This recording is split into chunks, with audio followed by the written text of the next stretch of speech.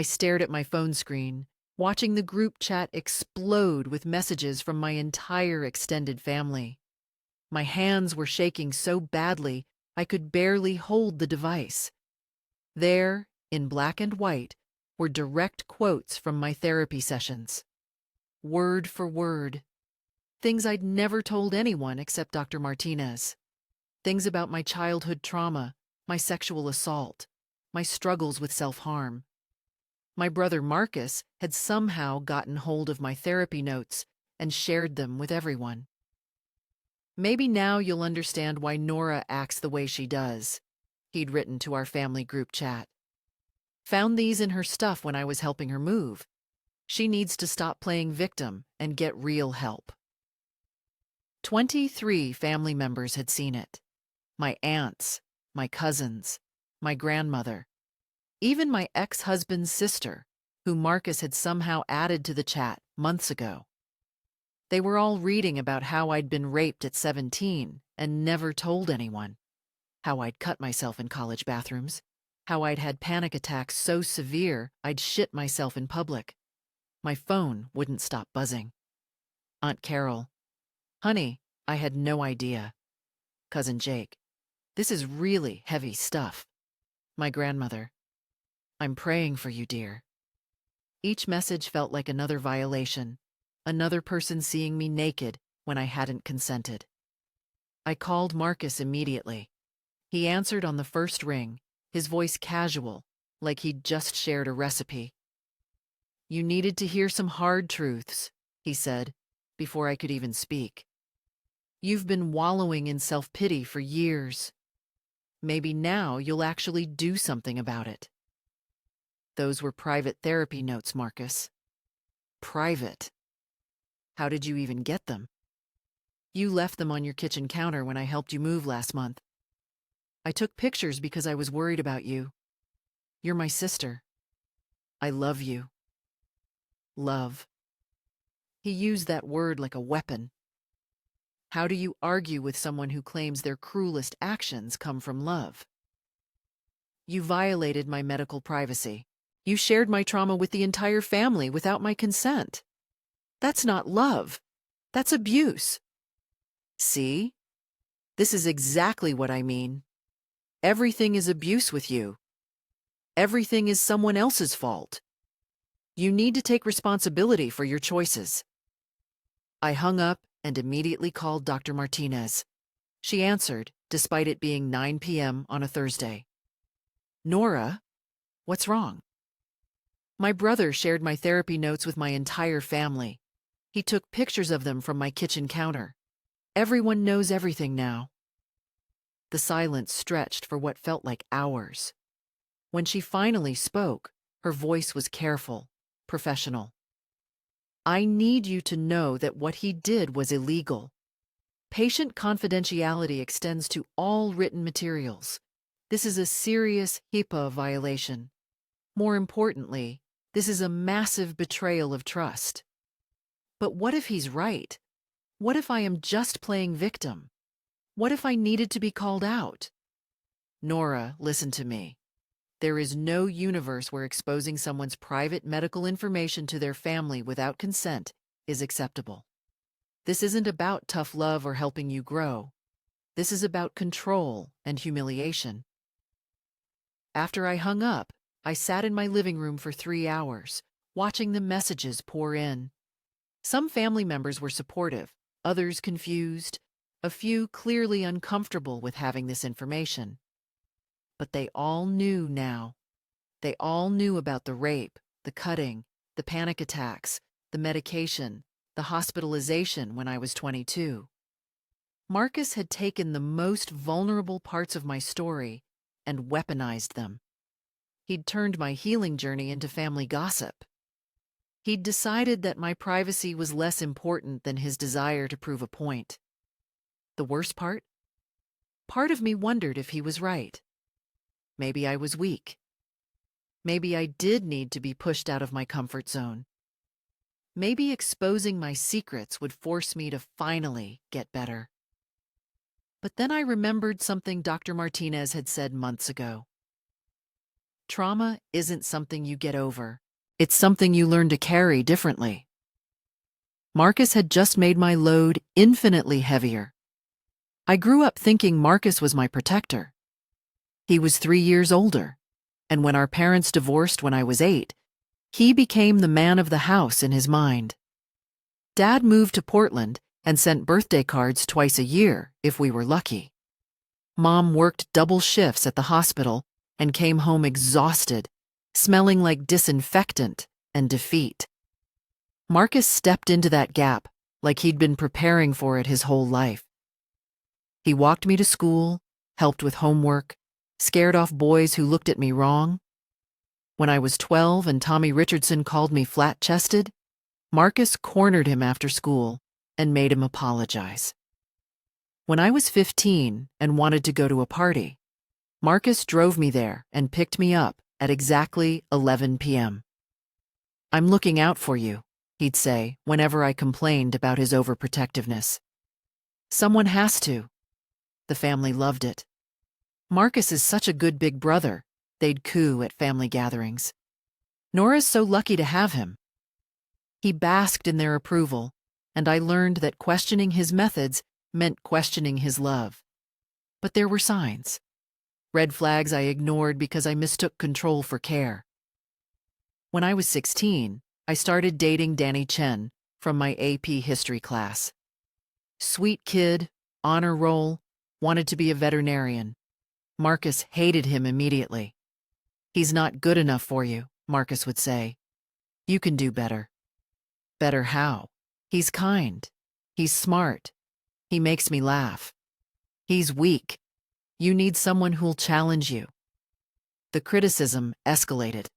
Marcus would accidentally interrupt our phone calls. He'd find reasons to hang around whenever Danny came over. He'd make pointed comments about Danny's height, his quiet nature, his Asian heritage, though he was careful never to say anything explicitly racist. The breaking point came when Danny asked me to prom. I was so excited I could barely contain myself. We'd been dating for 8 months, and I was falling in love for the first time. Marcus cornered me in the kitchen the next morning. "You're not going to prom with him." "Excuse me?" "He's using you, Nora. Guys like that always are. You're too trusting to see it."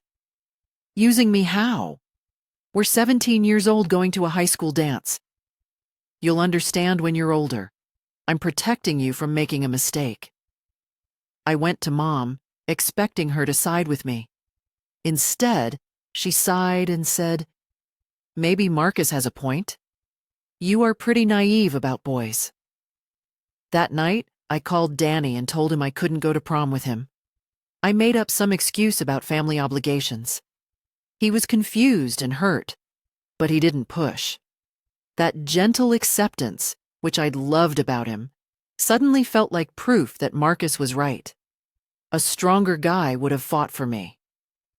We broke up 2 weeks later. Marcus was pleased. "You'll thank me someday," he said. "I saved you from wasting your time." Danny went to prom with Sarah Kim. They looked happy in the photos that circulated on social media. They're married now, actually. Have 2 kids and a veterinary practice in Seattle. But at 17, I learned that Marcus knew better than I did about what was good for me, that my judgment couldn't be trusted, that love meant accepting someone else's vision of your life, even when it hurt. College was supposed to be my escape. I chose a school 4 hours away, specifically to get some distance. But Marcus called constantly. He'd visit unannounced, showing up at my dorm room with takeout and opinions about my friends, my classes, my choices. "This place is making you weird," he'd say, looking around my dorm room with disgust. "You're losing yourself." When I came home for Christmas sophomore year, I'd changed. I was more confident, more independent. I'd made real friends who challenged me intellectually. I'd joined the debate team and discovered I had a voice. Marcus hated it. "You think you're better than us now?" he said during a family dinner. "College has made you arrogant." "I'm not arrogant. I'm just growing up. Growing up or growing away from your family? The question hung in the air like a threat. Everyone was looking at me, waiting for my answer. I felt the familiar weight of their expectations, their need for me to stay small and manageable. I'm still me, I said quietly. I'm just becoming more myself. Marcus smiled, but it didn't reach his eyes. We'll see about that. Junior year, everything changed. I met Kevin at a campus coffee shop. He was a philosophy major with kind eyes and calloused hands from his part-time job at a music store. We talked for 3 hours about books and life and dreams. When he asked for my number, I gave it to him without that familiar flutter of anxiety I'd felt with every guy since Danny. Marcus was visiting that weekend. I made the mistake of mentioning Kevin during dinner. Philosophy major? Marcus laughed. What's he planning to do with that? Become a professional thinker?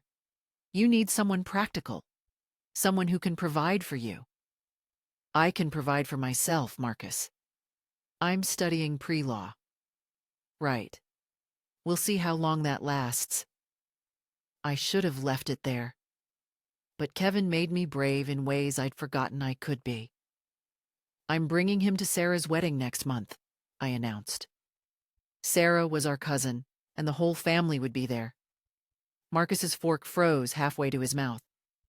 No, you're not. Yes, I am. He's my boyfriend. I want them to meet him. Nora. His voice dropped to that low, dangerous tone I remembered from childhood. You don't know what you're doing. This guy is going to hurt you, and then you'll come crying to me like you always do. When have I ever come crying to you? Are you kidding? Every time something goes wrong in your life, you call me first. When you failed organic chemistry, who stayed up all night helping you study for the retake? When you got food poisoning freshman year, who drove 4 hours to take care of you? He was right about the facts, but something about the way he said it made my skin crawl. Like he was keeping score. Like every act of kindness was a debt I owed him. I appreciate everything you've done for me, but that doesn't mean you get to control who I date. Control? He laughed again, but it was sharp now. I'm trying to save you from yourself. You have terrible judgment when it comes to men. Based on what? I dated one guy in high school, and you sabotaged that relationship. I didn't sabotage anything. Danny was wrong for you, and deep down, you knew it. That's why you listened to me. That night, I called Kevin and told him about the conversation. He was quiet for a long time. Your brother sounds intense, he said finally. He means well. He's just protective. Nora, protective is buying you pepper spray and teaching you self-defense. This sounds like something else. But I wasn't ready to hear that yet. I brought Kevin to the wedding anyway. It was a disaster. Marcus was charming and welcoming to Kevin's face, but he spent the entire reception making subtle digs. When Kevin mentioned his philosophy thesis on existentialism, Marcus said, "That's fascinating, very abstract. Nora's always been more of a concrete thinker." When Kevin complimented my dress, Marcus said, "She's got great taste. I helped her pick it out." The worst moment came during the bouquet toss. I caught it, and Kevin squeezed my hand, grinning. From across the room, Marcus caught my eye and shook his head slowly, like I was a child reaching for something dangerous. 3 weeks later, Kevin broke up with me. Not because of Marcus directly, but because of what Marcus had exposed. How small I became around my family. How I deferred to everyone else's opinions. How I apologized for taking up space. You're amazing when you're yourself, Kevin said. But around them, you disappear. I can't love someone who won't let herself exist. I called Marcus that night, sobbing. I'm sorry, he said, but he didn't sound sorry. He sounded satisfied. I know it hurts now, but you'll see. I was right about him. He left you when things got complicated. A real man would have fought for you. You made things complicated, Marcus. You drove him away. If I could drive him away that easily, he wasn't worth keeping. The logic was airtight and completely wrong, but I couldn't articulate why. All I knew was that I'd lost someone who made me feel alive, and somehow, my brother had been involved in that loss. I'm here for you, Marcus continued. I'll always be here for you. That's what family means. But as I hung up the phone, I realized that his version of being there felt more like being trapped. After college, I moved back home for what was supposed to be 6 months while I figured out my next steps. It stretched into 2 years. Every time I mentioned looking for my own place, Marcus would find a reason why it wasn't a good idea. The rental market is terrible right now, he'd say, scrolling through listings on his phone. You'd be throwing money away. Stay here, save up, then buy something. Mom loved having us both home. My baby's under one roof again, she'd say, beaming. What she didn't see was how suffocating it became. Marcus had opinions about everything. My job at the law firm where I was a paralegal, my clothes, my friends. When I stayed out past 10 p.m., he'd text me asking where I was. When I didn't respond immediately, he'd call. I worry about you, he'd say when I confronted him. This city isn't safe for women alone. I'm 24 years old, Marcus. I can take care of myself. Can you? Because from where I'm standing, you're making the same mistakes you always make. I started therapy then, partly to deal with the anxiety that had been building since college, partly to figure out why I felt so trapped in my own life. Dr. Martinez was the first person who listened to my stories about Marcus and didn't immediately praise him for being protective. How do you feel when he calls to check on you? She asked during our 3rd session. Grateful, I guess. He cares about me. But how do you feel in your body when it happens? I thought about it. Anxious, like I'm in trouble even when I haven't done anything wrong. That's interesting. Tell me more about that. Week by week, session by session, I started to see patterns I'd never noticed before. How Marcus's protection always came with conditions. How his love required me to stay small and dependent.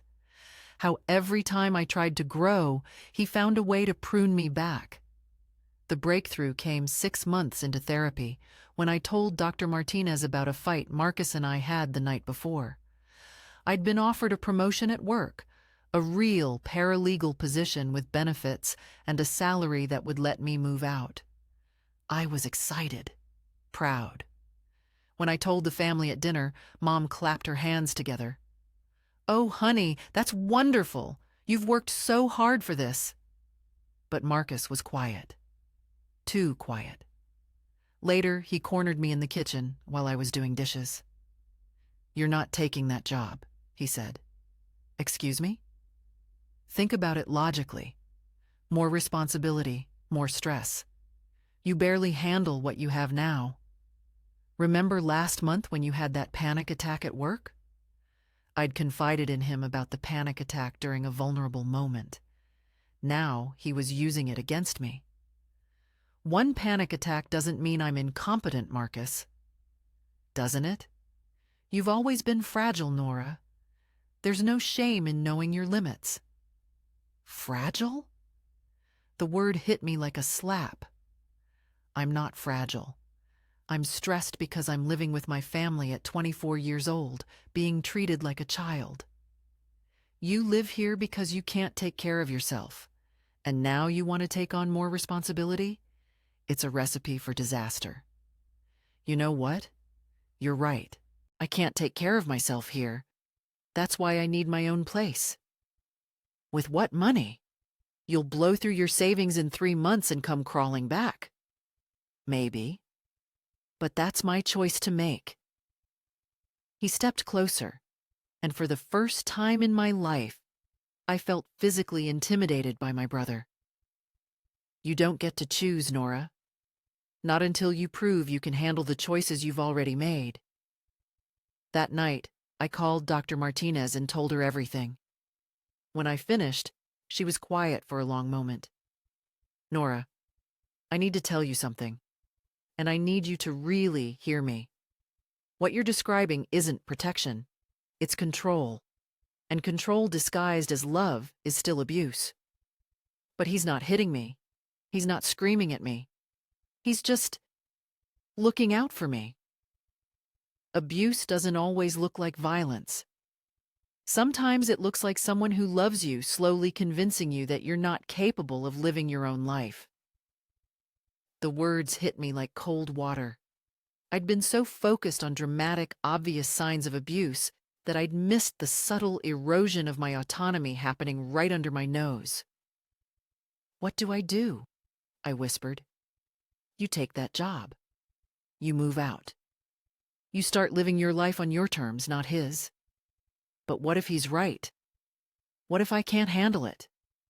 Then you'll figure it out. That's what adults do. They try. Sometimes they fail. And they learn from both. But you'll never know what you're capable of if you don't try. I took the job. I started looking for apartments, and Marcus's reaction told me everything I needed to know about his true motivations.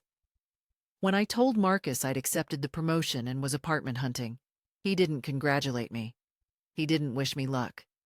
He got angry in a way I'd never seen before. You're making a huge mistake, he said, pacing around the living room like a caged animal. You're going to crash and burn, and then what? You'll come running back here, and I'll have to pick up the pieces like I always do. Maybe I will crash and burn, but it'll be my crash, Marcus, my choice. Your choice? He laughed bitterly. You don't know how to make choices. You never have. Remember when you wanted to major in art? I talked you out of that disaster. Remember when you wanted to study abroad? I saved you from wasting money on that fantasy.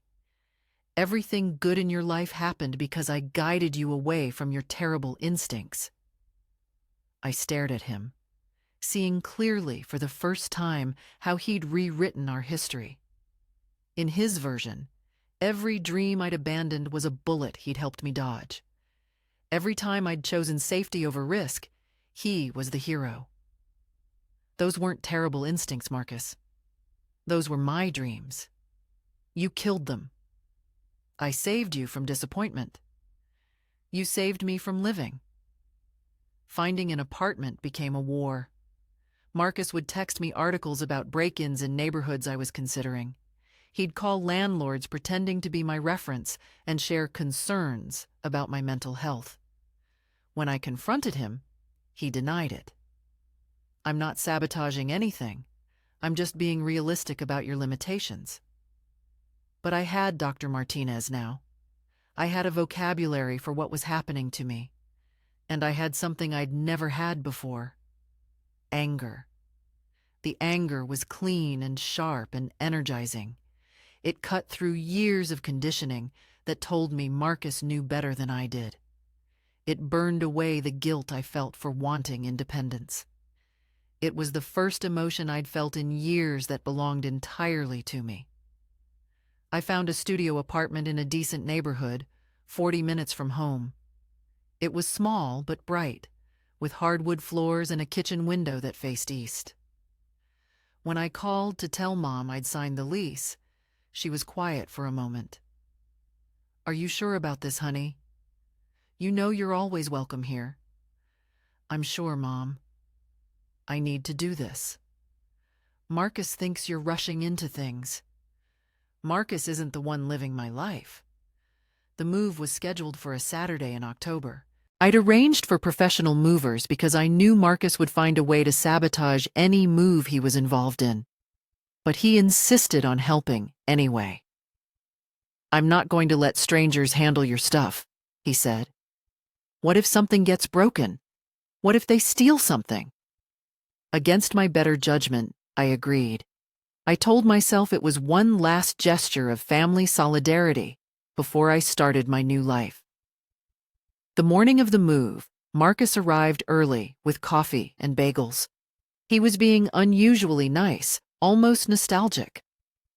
"I can't believe my little sister is moving out," he said, sitting on a box in my childhood bedroom.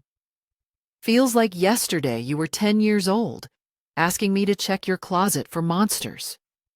"I'm not 10 anymore, Marcus. I know, I worry about you being alone. You've never lived by yourself before." "I'll figure it out." "What if you have a panic attack and no one's there to help?" "Then I'll handle it. People have panic attacks alone all the time and survive."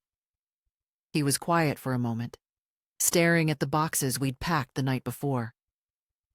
"You know I love you, right?" he said suddenly. "Everything I do because I love you." "I know you think that, Marcus, but love isn't supposed to feel like prison." "Prison?" He looked genuinely hurt. "Living with people who care about you is prison? When those people don't let you make your own choices, yes." The movers arrived at 9 a.m. Marcus immediately started questioning their credentials, their insurance, their timeline.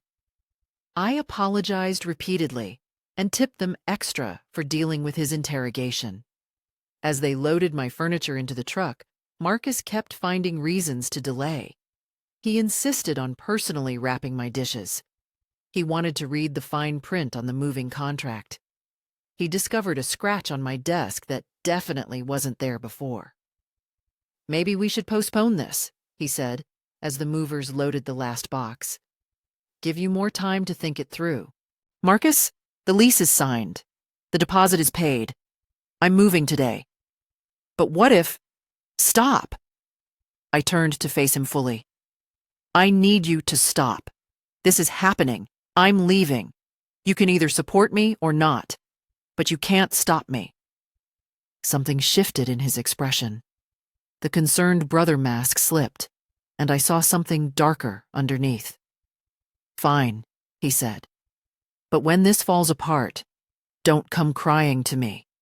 I'm done cleaning up your messes."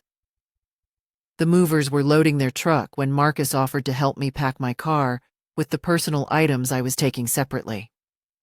"I'll get your therapy stuff," he said, heading toward my room before I could stop him. I followed him upstairs, but he was already gathering papers from my desk. My therapy notes, homework assignments from Dr. Martinez, journal entries I'd been writing to process our sessions.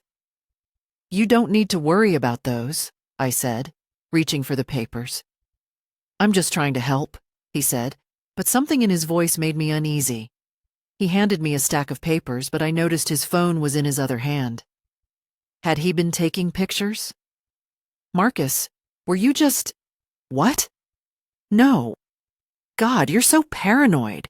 Dr. Martinez is really getting in your head." But I'd seen something. A flash of movement. His phone pointed at my therapy notes.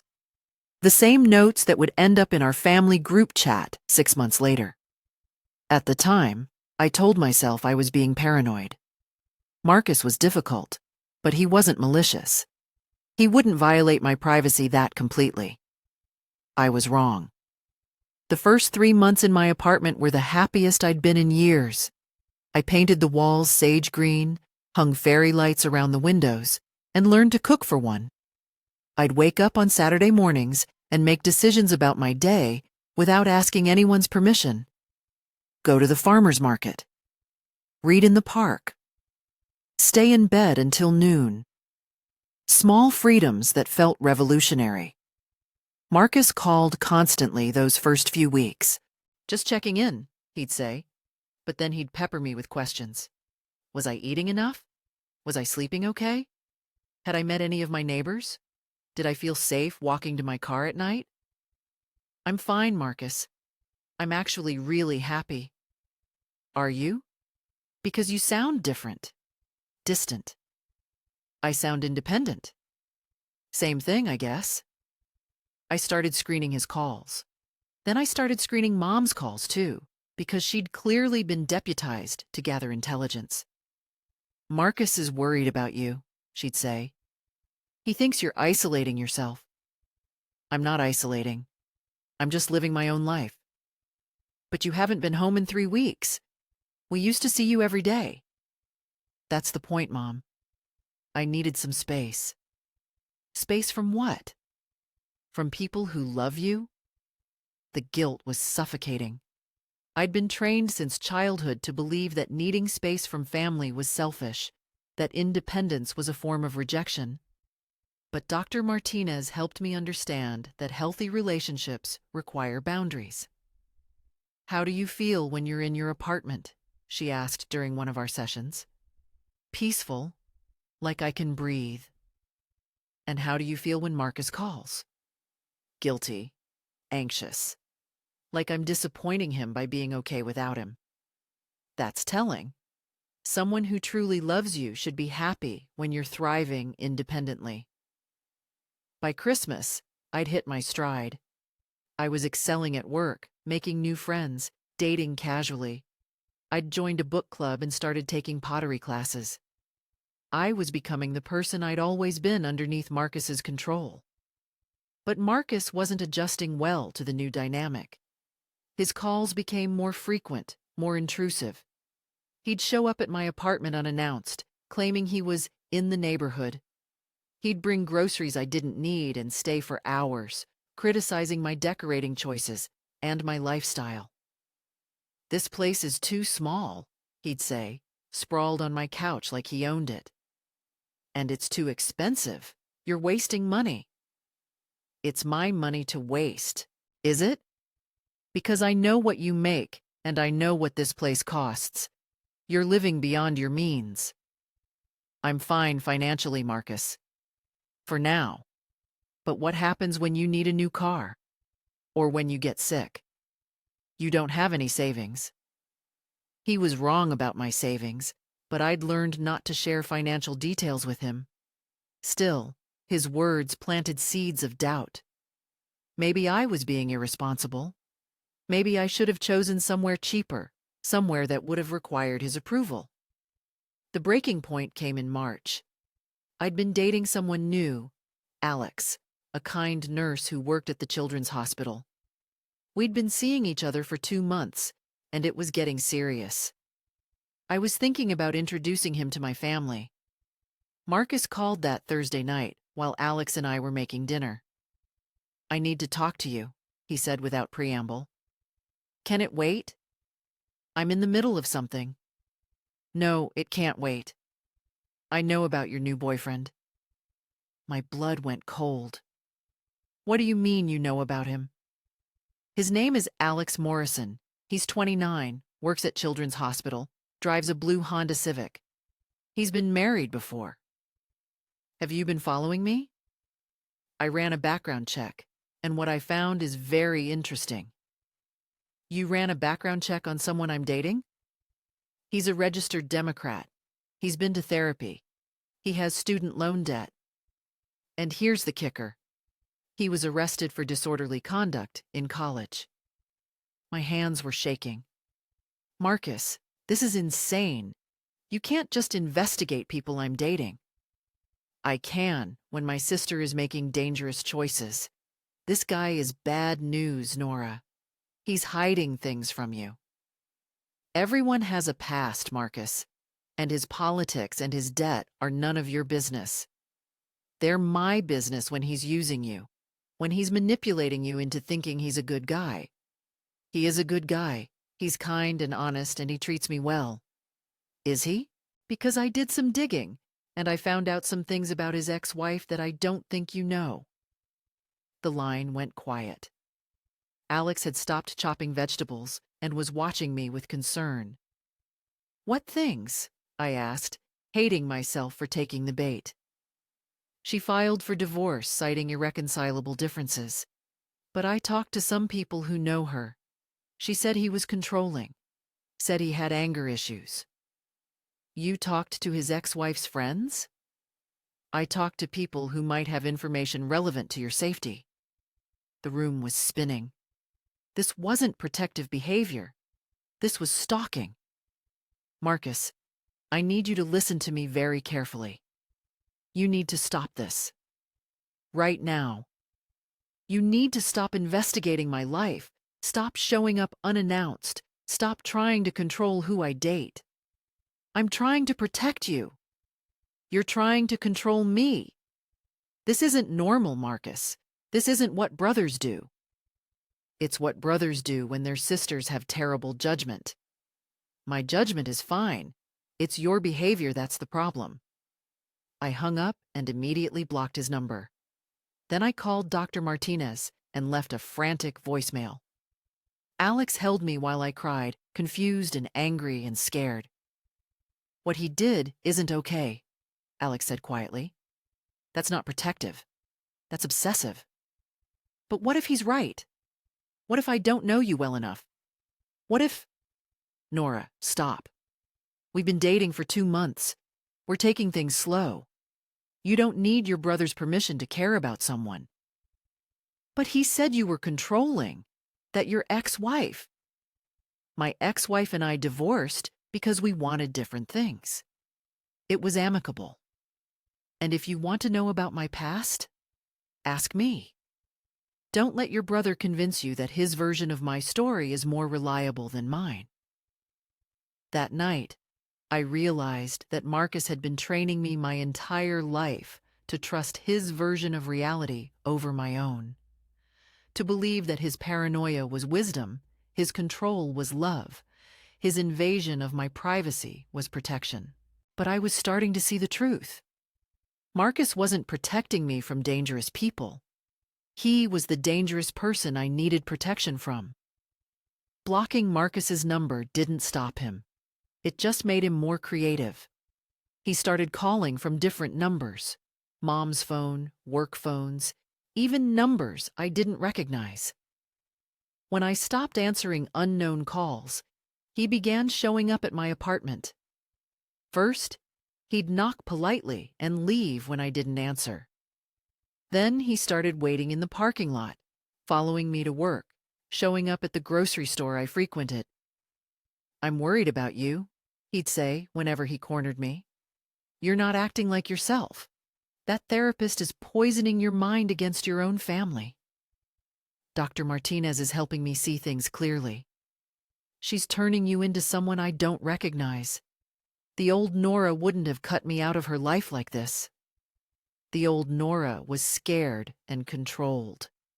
I like the new Nora better. Well, I don't, and neither does Mom. She cries every night because her daughter won't talk to her anymore. The guilt was crushing.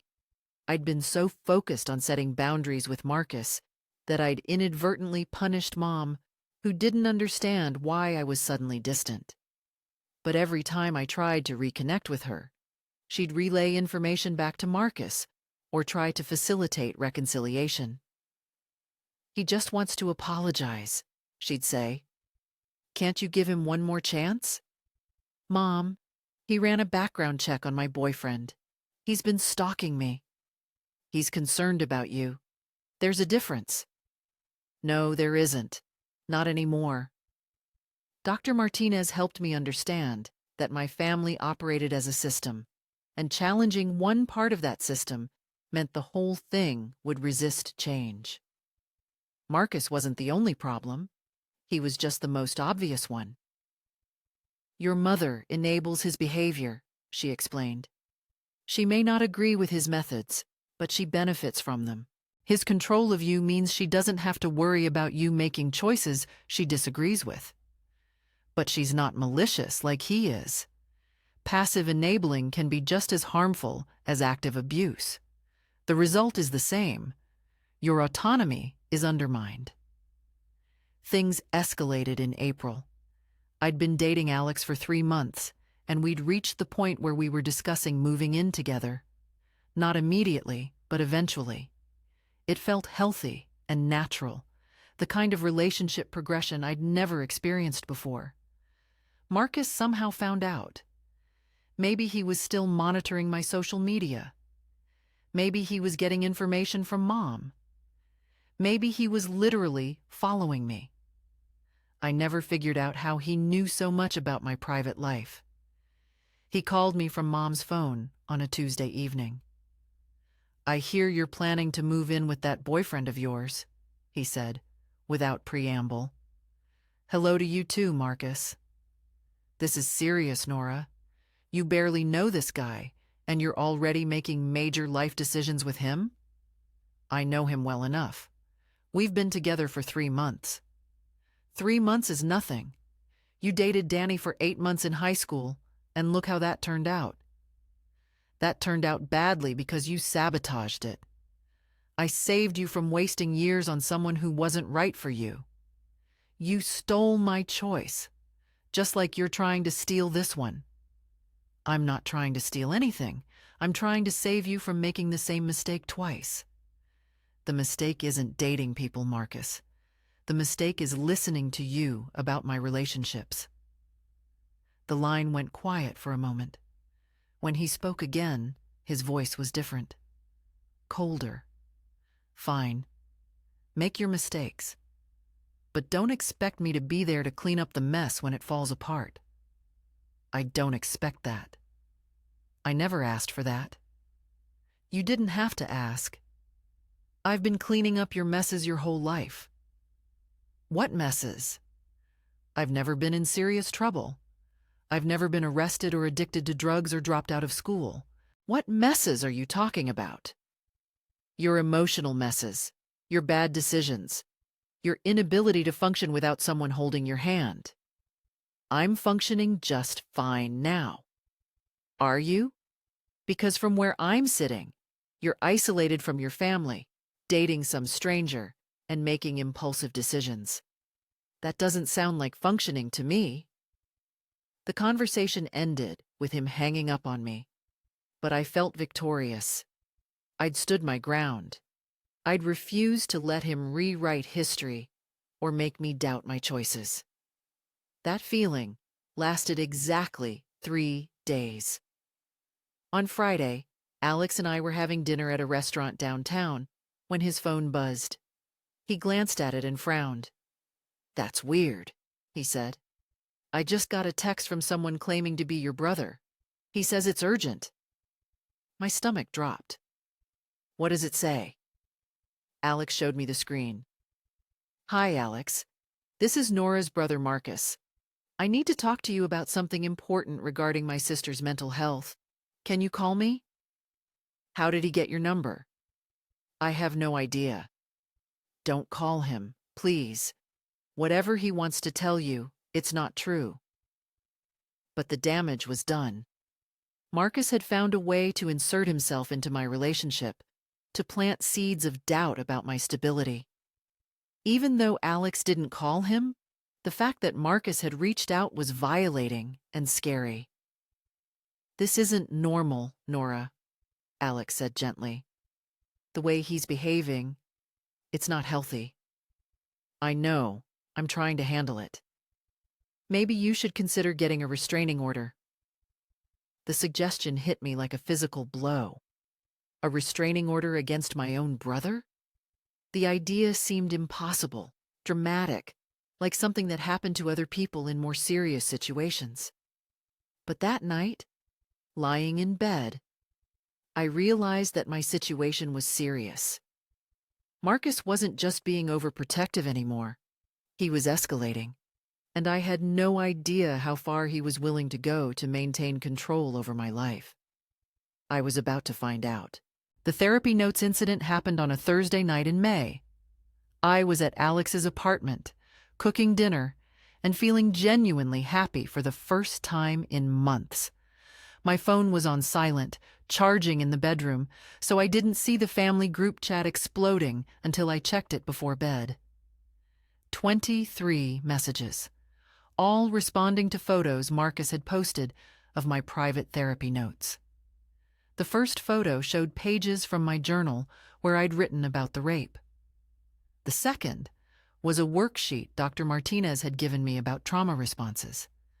The third was my notes from a session where I'd talked about cutting myself in college. All of it accompanied by Marcus's commentary. Maybe now you'll understand why Nora acts the way she does. Found these in her stuff when I was helping her move. She needs to stop playing victim and get real help. I sat on Alex's bathroom floor, reading message after message from family members who now knew my most private secrets. My hands were shaking so badly I could barely hold the phone. Aunt Carol: "Honey, I had no idea you went through all this." Cousin Jake: "This is really heavy stuff, Nora. You should have told us." Uncle Pete: "Maybe Marcus is right. You might need different help." Grandma Rose: "I'm praying for you, sweetheart. This explains so much." Each message felt like another person seeing me naked. Alex found me 20 minutes later, hyperventilating on his bathroom floor. "What happened?" he asked, kneeling beside me. I couldn't speak. I just handed him my phone. His face went white as he scrolled through the messages. "Jesus Christ, Nora. This is so illegal and cruel." 23 people, I managed to say between gasps. 23 people know everything now. Who had access to these notes? Just me. And Marcus took pictures when he helped me move 6 months ago. I thought I was being paranoid, but he actually photographed my therapy notes.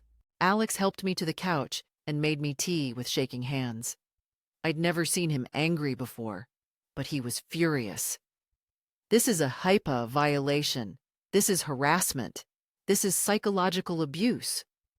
But what if he's right? What if I am just playing victim? What if I needed to be called out? "Nora, listen to me. There is no universe where sharing someone's private medical information is acceptable. This isn't about helping you. This is about humiliating you." I called Dr. Martinez immediately. She answered, even though it was 10 p.m. "Nora? What's wrong?" Marcus shared my therapy notes with my entire family. He took pictures of them from my kitchen counter months ago. Everyone knows about the rape, the cutting, everything. The silence stretched forever. When she spoke, her voice was careful but firm. "What he did is illegal. Patient confidentiality extends to all written materials, even in your possession. This is a serious breach of privacy and trust." But maybe he's right. Maybe I needed to be pushed. "Nora, stop. This isn't about pushing you to grow. This is about punishment. He's punishing you for setting boundaries." That night, I couldn't sleep. I kept thinking about all the family members who now knew about my trauma. How they'd look at me differently at the next gathering. How they'd whisper about my mental health, my past, my problems. By morning, I'd received 12 individual text messages from family members. Some supportive, some confused, some asking invasive questions about my therapy or my assault. Each one felt like another violation. The worst was from my cousin Sarah.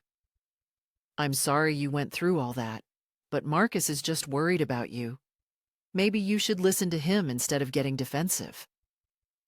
I realized then that Marcus hadn't just exposed my secrets. He'd weaponized them. He'd turned my trauma into evidence of my unreliability, my need for his protection, my inability to make good decisions. I called him from Alex's phone since he was still blocked on mine. "You violated my medical privacy," I said without preamble. "You needed to hear some hard truths. You've been living in denial for years." Those were private therapy notes, Marcus. Private. You left them where I could see them. If you wanted them private, you should have been more careful. I left them on my kitchen counter in my own apartment. That doesn't give you the right to photograph them and share them with everyone. I shared them with people who love you and are concerned about you. You shared them to humiliate me, to prove that I'm unstable so the family would side with you. If you weren't unstable, there wouldn't be anything to share. The cruelty of that statement took my breath away. He was using my trauma history as proof that I couldn't be trusted to live my own life. "I'm getting a restraining order," I said. "Good luck with that. You'll have to prove I'm a threat to you. Last time I checked, caring about your sister isn't a crime." Stalking is. Harassment is. Violating medical privacy is. We'll see what a judge thinks about a girl who cuts herself trying to get her protective brother in trouble. He hung up. I stared at Alex's phone, realizing that Marcus had just threatened to use my mental health history against me in court. He'd taken my vulnerability and turned it into ammunition. But something had shifted in me. The shock was wearing off, and underneath it was something I'd never felt toward Marcus before.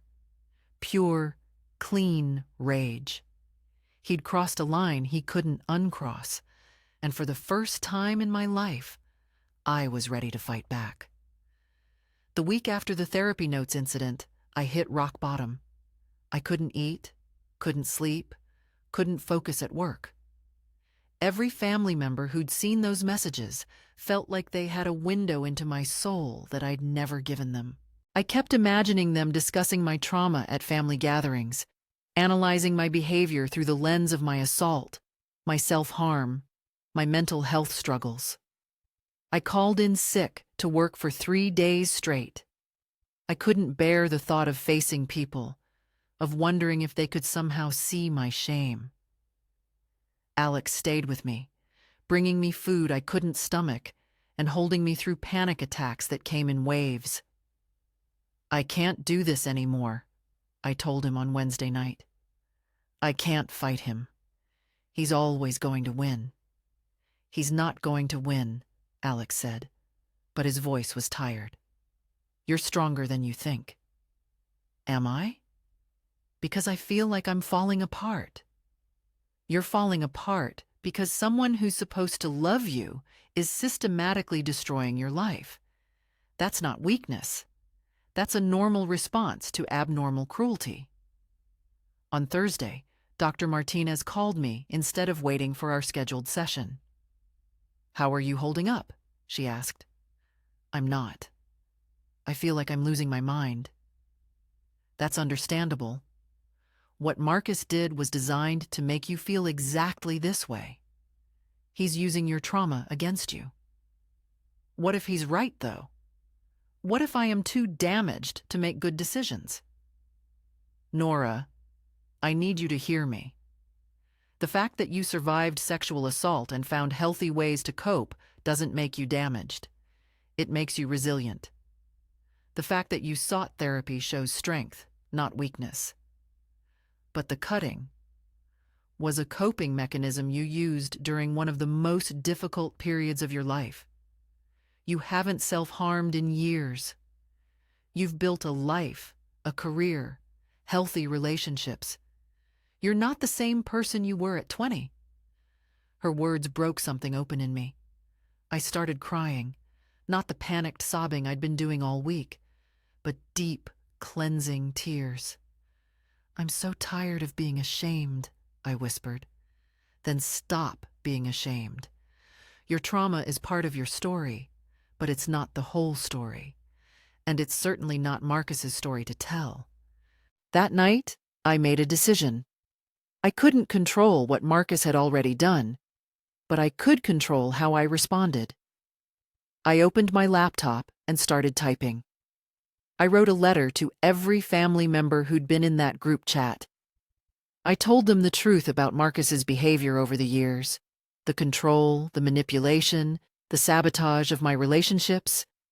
I explained how he'd taken those photos without my knowledge and shared them without my consent. I told them about the stalking, the background checks, the attempts to interfere in my life. But most importantly, I told them about my healing. How therapy had helped me process my trauma and build a life I was proud of.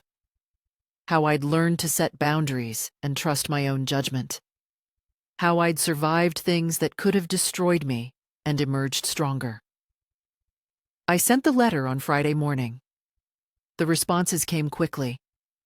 Aunt Carol, I had no idea Marcus was behaving this way. What he did was wrong, and I'm sorry we didn't see it sooner. Cousin Jake, I should have questioned why he was sharing such private information.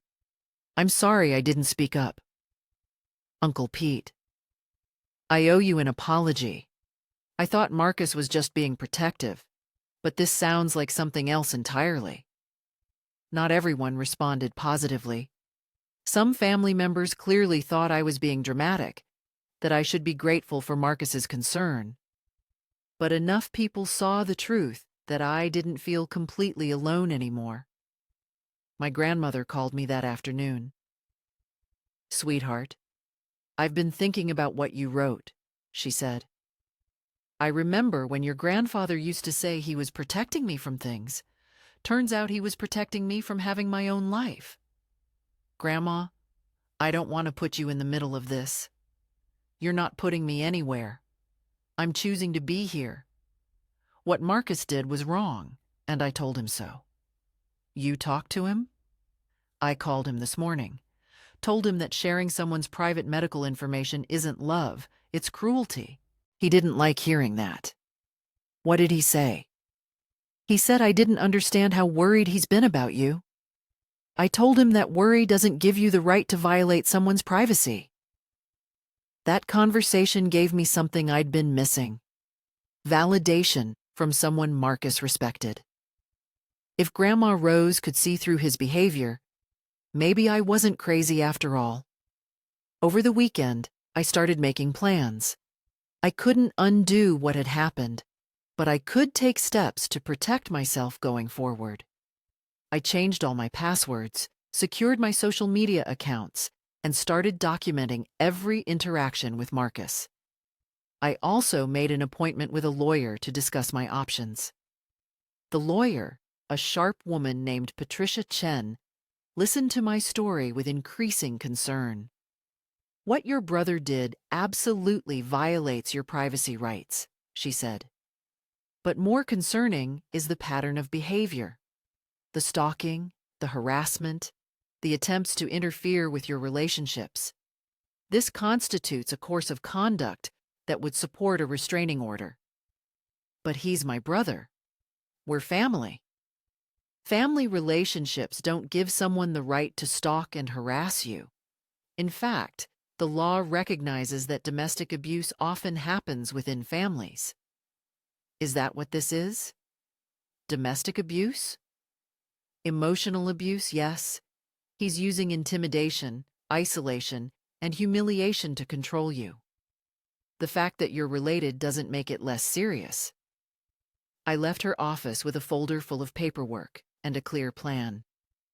I was going to file for a restraining order. I was going to protect myself in the only way left available to me. But first, I had one more thing to do. I needed to tell Marcus exactly what he'd cost himself by violating my trust so completely. I called Marcus on Sunday evening from my apartment. I'd spent the entire day preparing for this conversation, writing down what I wanted to say so I wouldn't get derailed by his manipulation tactics. He answered on the first ring. Nora, thank God. I've been trying to reach you all week. Mom said you sent some dramatic letter to everyone, but I knew if I could just talk to you. I'm filing a restraining order against you tomorrow, I said, cutting him off. Silence. Then, you're what? I'm filing a restraining order. I've documented everything, the stalking, the harassment, the violation of my medical privacy. I have witnesses, evidence, and a lawyer. Nora, you're being ridiculous. I'm your brother. I love you. No, Marcus. People who love me don't share my private therapy notes with the entire family. People who love me don't run background checks on my boyfriends, or follow me to work, or try to sabotage my relationships. I was protecting you. Stop saying that. You weren't protecting me. You were controlling me. There's a difference. So what? You're going to destroy our family over this? You're going to get the courts involved because I care too much? I'm getting the courts involved because you violated my privacy, harassed me, and refused to stop when I asked you to. This isn't about caring too much. This is about you being unable to let me live my own life. Your life? Look at your life, Nora. You're isolated from your family, dating some stranger, living in a shoebox apartment you can barely afford. Is that the life you're so proud of? Yes, it is. Because it's mine. Every choice, every mistake, every success, it's all mine. And when it falls apart? When Alex leaves you because you're too damaged to maintain a relationship? When you have another breakdown and can't function? Who's going to be there for you then? His words hit their target. For a moment, I felt the familiar spiral of self-doubt beginning. But then I remembered Dr. Martinez's voice, Alex's support, Grandma Rose's validation. If my life falls apart, I'll put it back together. That's what adults do, Marcus. They fail and they recover and they learn. But I'll never know what I'm capable of surviving if you don't let me try. You're making a mistake. Maybe. But it's my mistake to make. The family won't forgive you for this. You're choosing some guy you barely know over your own brother. I'm choosing myself over someone who's been systematically destroying my sense of self for years. If the family can't understand that, then maybe I need distance from them too. You're sick, Nora. You're having some kind of breakdown, and you're blaming me for trying to help you. I'm not sick. I'm finally healthy. For the first time in my life, I'm making decisions based on what I want, not what you think I should want.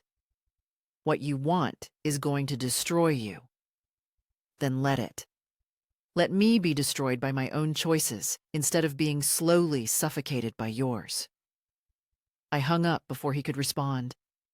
My hands were shaking, but I felt lighter than I had in weeks. I'd said everything I needed to say. The next morning, I filed the restraining order. Patricia Chen walked me through the process, helping me organize my evidence and prepare my statement. The temporary order was granted immediately, pending a hearing where Marcus could contest it. That afternoon, a sheriff's deputy served Marcus with the papers. He called me from Mom's phone an hour later. "You actually did it," he said. His voice was different now, flat, cold. "You actually got a restraining order against your own brother. I warned you I would. Do you have any idea what you've done? To me, to our family, to yourself? You've made this public. You've involved the courts in private family business. You made it public when you shared my therapy notes with 23 people. You involved other people when you started stalking me and harassing my boyfriend. I've never stalked you. I've never harassed anyone. I've been a concerned brother trying to help his sister. Then you'll have no problem staying away from me for the next 2 weeks until the hearing. I'm going to fight this, Nora. I'm going to show the judge exactly what kind of person you are, how unstable you've been, how you've turned against your own family. Go ahead. Show them my therapy notes. Show them my medical records. Show them how you violated my privacy and used my trauma against me. I'm not ashamed of my story anymore, Marcus. But you should be ashamed of yours. The hearing was scheduled for 2 weeks later. In the meantime, I had to live with the knowledge that I'd taken the most extreme step possible against my own brother. Some family members supported me. Grandma Rose, Aunt Carol, even Mom eventually came around. But others thought I'd gone too far. "He's not perfect," Cousin Sarah said when she called. "But he's family. You don't get the courts involved in family problems." What was I supposed to do? He wouldn't stop. You could have talked to him, set boundaries, worked it out like adults. I tried all of that. He escalated every time I tried to set boundaries. He shared my most private medical information with the entire family. What would it have taken for you to consider this serious? I just think there had to be another way. Maybe there was, but I ran out of other ways 6 months ago. The 2 weeks before the hearing were the longest of my life. I kept expecting Marcus to violate the restraining order, to show up at my apartment or my work. But he stayed away, probably on advice from his lawyer. Alex was incredible through all of it. He never once suggested that I was overreacting or that I should handle it differently. He just held me when I cried and reminded me that I was doing the right thing. "I'm proud of you," he said the night before the hearing. "I know this isn't easy, but you're protecting yourself. That takes courage." "I'm terrified," I admitted. "What if the judge doesn't believe me? What if Marcus convinces them that I'm just being vindictive?" "Then you'll have tried, but I don't think that's going to happen. You have evidence, you have witnesses, and you have the truth on your side. What if I'm wrong? What if I am just being vindictive?" "Nora, look at me. You spent 6 months trying to set boundaries with someone who was invading your privacy and controlling your life. You only took legal action after he shared your private medical information with your entire family. That's not vindictive. That's self-preservation." The hearing was scheduled for 9 a.m. on a Tuesday. I put on my best suit, gathered my evidence, and prepared to face my brother in court. It was time to let a judge decide who was telling the truth.